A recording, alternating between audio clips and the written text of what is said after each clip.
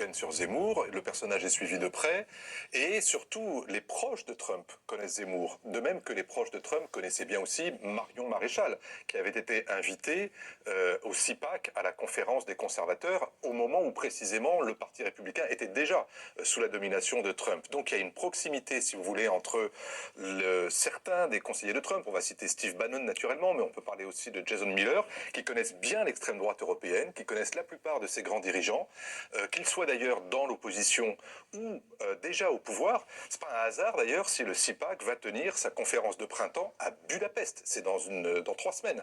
Là où il y aura une rencontre avec à la fois des dirigeants du Parti républicain sous domination Trump et des grands responsables de l'extrême droite en France, les Espagnols, les Français, les Italiens, les Allemands.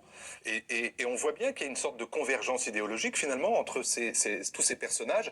Ils ont en commun ce que vous venez de dire, c'est-à-dire à la fois donc un populisme de droite et en même temps une forme j'allais dire, de sentiment décomplexé, de se dire le pouvoir n'est pas réservé qu'aux élites, qu'à ceux qui sortent de la hiérarchie des partis ou des élites tout court. C'est aussi des gens qui viennent comme nous du peuple et qui sont adoubés par le peuple. Et nous allons venir en détail ce soir sur